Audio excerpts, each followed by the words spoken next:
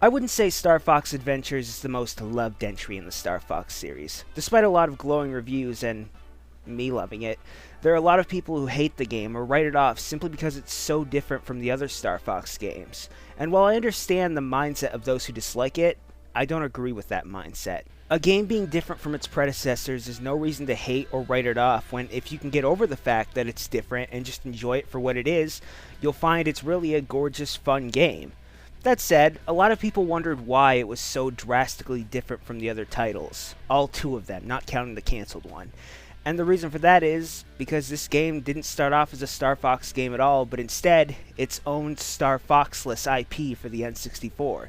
So today on Gaming Mysteries, I'll be talking about the original version of Star Fox Adventures, called Dinosaur Planet, and also some beta stuff from Star Fox Adventures, just for fun. There's not a lot of it, but, you know, I'm all about fun. Now, as I just said, Star Fox Adventures was originally a game called Dinosaur Planet, said game having no relation to Star Fox whatsoever. The title was being developed by Rare for the N64 and was using the same engine as Ocarina of Time, and was to be their swan song of sorts for the Nintendo 64. The game would truly be Rare's most ambitious endeavor yet, featuring a large, gorgeous world, certainly one of the best for the N64, a deep plot, and was to be fully voiced. The game would have you taking control of Saber and Crystal as they went on a quest to find a missing wizard named Randorn. Randorn being Saber and Crystal's father. Though the two characters weren't alone on their quest together, as they each had a dinosaur sidekick. Saber had a Triceratops and Crystal had a Pterodactyl. Now, based on various footage, especially this hour-long bit of footage, which thank you internet gods for giving me more than a minute-long clip to work with, I love you. The core gameplay of Dinosaur Planet looks just like Star Fox Adventures. The combat looks exactly the same, and for the people who have commented over the years as to why Star Fox Adventures plays so much like a Zelda game, as I already told you, it started out running on a Zelda game's engine. Mystery solved! Other mechanics like having your sidekick find hidden items is intact. Hell, even the layout of some of the areas is similar, if not the same as its final counterpart. And some of the cutscenes are similar, which, you know, that's kinda neat. Of course, not everything is the same, but before we get into what things were removed and changed, let's talk about how this game became Star Fox Adventures. While Dinosaur Planet had a lot of potential and looked amazing, that didn't change the fact that the N64 was on its last legs.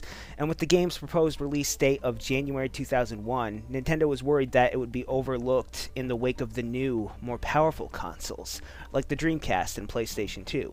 Now, my mindset in this situation is to just move the project over to the GameCube, and they did, but not like I thought they would have. For a long time after the game's debut, information regarding the title was scarce, with Nintendo and Rare being very secretive.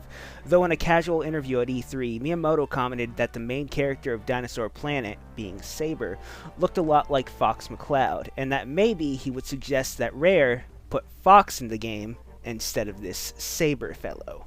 And while yes, Saber does look a lot like Fox, Miyamoto in one fell swoop killed a new IP and stuffed Star Fox in there, a setting in which, and remember I really like the game, but Star Fox really doesn't fit in with the themes of Dinosaur Planet. Melee combat, magic, dinosaurs, not flying around in a spaceship thingy.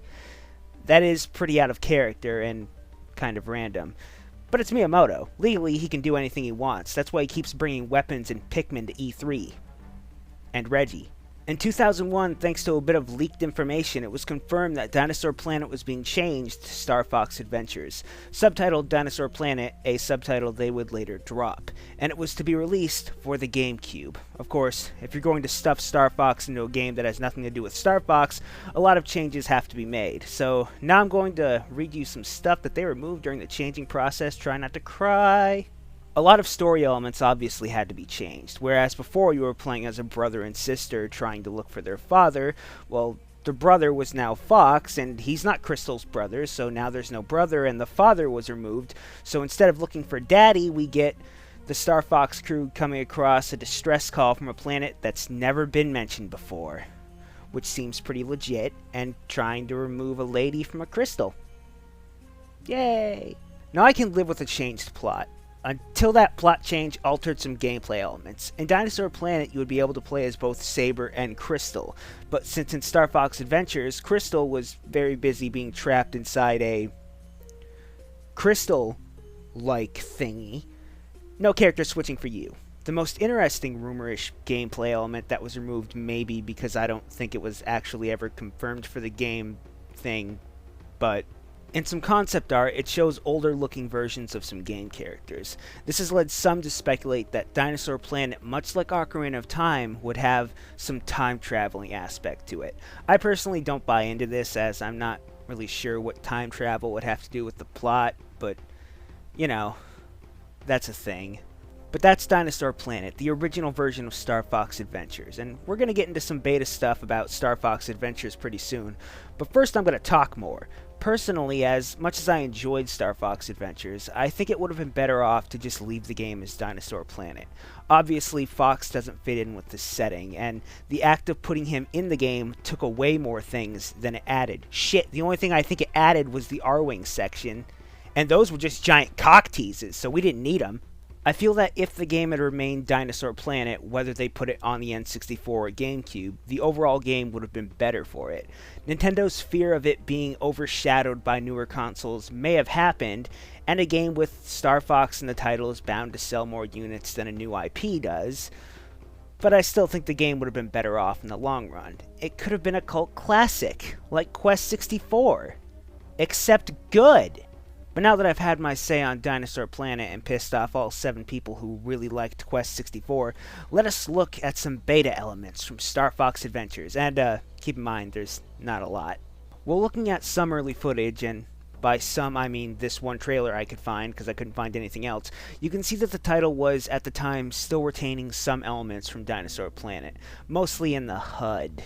The game looked unpolished, which is to be expected from an early version of a game, and there also appears to be either a different area or just an area that looks different. To be honest, most of the interesting things about the early version of Star Fox Adventure lied with the original version, Dinosaur Planet, for the N64. Though there is one interesting bit of info I found. General Scales, the main villain guy from the game, is someone you would think that you'd fight at the end of the game, but you don't. But you were originally going to, based on evidence found on the disc. There are various audio files that suggest that Fox and Scales were to duke it out. It also seems that if, before fighting Scales, were you to remove Crystal from Crystal, the two of you could team up for the final section of the Krazoa Palace. Of course, this wasn't in the game. It seems as though these were removed because, and I'm just going to go ahead and quote the lead designer for this, "We ran out of dev time due to the looming Microsoft buyout, so we had to wrap up the game and just focus on one final boss. One very anticlimactic final boss." My god. This is the part of the video where people will probably start bitching about Microsoft, so have fun, kids! But that's Dinosaur Planet. Again, the original version of Star Fox Adventures. And a little bit of beta info for Star Fox Adventures. I just went over it, so you guys know what I'm talking about. As I said earlier, I think the game would have been better off remaining Dinosaur Planet, as from the outside looking in, Dinosaur Planet looks like the better title. And one that certainly makes more sense given the context of everything in the world.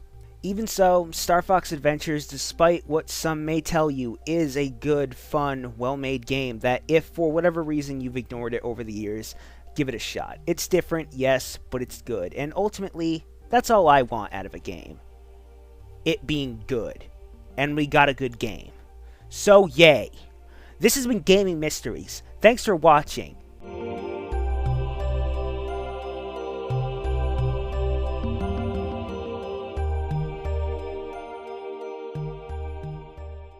Hey guys, welcome back to Endslate, which people think is an actual series I do now, so that's radical. Woo! Star Fox month. You just watched the video about Star Fox, so I hope you enjoyed the video. I got kind of aggro there at the end, so I'm sorry about that. If anyone got offended, I apologize. But welcome to Endslate. This is where I do Endslate type things. You know how it is. I'm going to recommend videos to you. Now, I can't recommend any Star Fox videos because I only have the one, and I already recommended that, and I'm not going to do it again because, That'd be silly. So instead, I'm going to recommend these two videos. The first thing I'll... words. The first thing I'll recommend is the last video I did, which is bullshit creepypasta story time. The man and his Pokemon, or should I say, the man and his... I got that story deleted because it was so fucking bad. You can go look for yourself. If last time I checked, it was gone because it was shitty, which is pretty funny. I think it's fucking hilarious. No offense to its creator, but you know, I think it's funny. So there's that.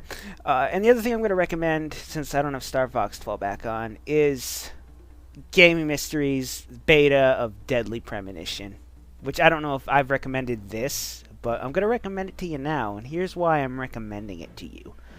I love Deadly Premonition, and it's coming to the PlayStation 3, the Director's Cut, I should say, is coming to the PlayStation 3, like in April or some shit. I don't think it's this month. I think it's next month, April. And I'm going to be buying that, and I might do a review. I don't know if I'll do a review on it, maybe for May or something. But yeah, I'm stoked. York and Zach on... Oh, it's going to be sweet. Get trophies. So, yeah, there's that video. So, showing some love for the Deadly Premonition. Also, side note, if you want to see a really good playthrough of Deadly Premonition, Giant Bomb did 2 of them. With a total of 4 people. 2 separate runs, 2 people in each run. So, you should check that out. I think at the bottom of the screen, you know the drill. If you want to subscribe, you can subscribe. If you want to like the video, you can like the video. But I'm not going to beg for those. It's just an option. You know, it's an option there. The buttons, you know how it works. So I'm going to go now, but there's one last thing I want to leave you with. This right here, I don't know when I'm uploading this video because I'm recording the audio way earlier than I thought I was going to. But it's in the week of where the weekend will be. Let me check real quick.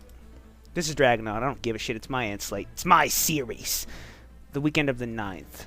So I think I'll upload this maybe Thursday or Friday or Saturday. I have to get blood work Saturday. I'm not looking forward to that. There will not be a video on the following weekend, but there will be a video on the weekend of the 23rd and the 30th. If I can stuff a 4th video in there, I will. But finding topics for Gaming Mysteries for Star Fox is a little more difficult than I thought. But then again, there aren't a ton of games in this franchise. So, what are you going to do? Oh, also, according to Windows, Daylight Savings Time begins on Sunday, March 10th, 2013 at 2 a.m.